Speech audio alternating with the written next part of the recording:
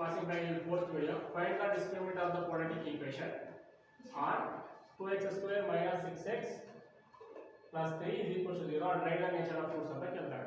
ಇಲ್ಲಿ ನಿಮಗೆ ಡಿಸ್ಕ್ರಿಮಿನೇಟ್ ಬಗ್ಗೆ ಒಂದು ಕ್ವೆಶ್ಚನ್ ಇದ್ದೇ ಇರುತ್ತೆ, ಎಲ್ಲ ಪೇಪರ್ ಅಲ್ಲಿ ಇದೆ, 2 ಮಾರ್ಕ್ಸ್ ಇರುತ್ತೆ. ಏನಪ್ಪ ಹೆಂಗ್ ಮಾಡಬೇಕಿದೆ ಅಂದ್ರೆ ಫೈಂಡ್ ದ ಡಿಸ್ಕ್ರಿಮಿನೇಟ್ ಅಂತ ಕೇಳಿದ್ರೆ ಸಾಕು, ಇಲ್ಲಾಂದ್ರೆ find the nature of roots ಅಂತ ಕೇಳಿದ್ರು ಕೂಡ ನೀವು ಇದೇ ಮೆಥಡ್ ಮಾಡಬೇಕು.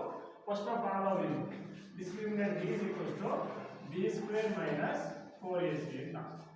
ಇಲ್ಲಿ b square minus 4ac ಅಂದ್ರೆ ಏನು, b ಅಂದ್ರೆ ಏನು ಅಂದ್ರೆ x ಪಕ್ಕದಲ್ಲಿ ಕೋಎಫಿಷಿಯಂಟ್ ಇರೋದು b, ಎಷ್ಟಿದೆ ವ್ಯಾಲ್ಯೂ 6 ಇದೆ ಅಂದ್ರೆ ಮೈನಸ್ 6 ಇದೆ.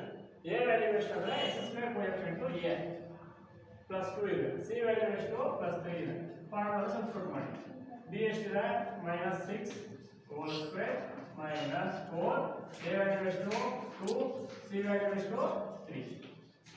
ನೋಡ್ರಿ ಮೈನಸ್ 6 ಹೋಲ್ ಸ್ಕ್ವೇರ್ ಅಂದ್ರೆ 6 6 36 minus into minus plus minus 4 2 8 8 is 24 minus 24 ಆಯ್ತು. 36 ಮೈನಸ್ 24 ಅಂದ್ರೆ ಎಷ್ಟು 12. ಇಲ್ಲಿ ಏನಾಗ್ತದೆ ಡೆಲ್ಟಾ ಅನ್ನೋದು 0 ಗಿಂತ ಗ್ರೇಟರ್ ಇದೆ ಅಂದ್ರೆ delta greater than 0, therefore roots are real and distinct. Real and distinct. ಈ ಕ್ವೆಶ್ಚನ್ಗೆ ಇದು ಅಕಸ್ಮಾತ್ ಏನಾದರೂ ಡೆಲ್ಟಾ ವ್ಯಾಲ್ಯೂ ಲೆಸ್ ದ್ಯಾನ್ 0 ಇದ್ರೆ ಏನಿದ್ರೆ ಲೆಸ್ ದ್ಯಾನ್ ಇದ್ರೆ ಡೆಲ್ಟಾ ಲೆಸ್ ದ್ಯಾನ್ 0 ಇದ್ರೆ roots are not real. Again delta equal to 0 ಇದ್ರೆ roots are real and equal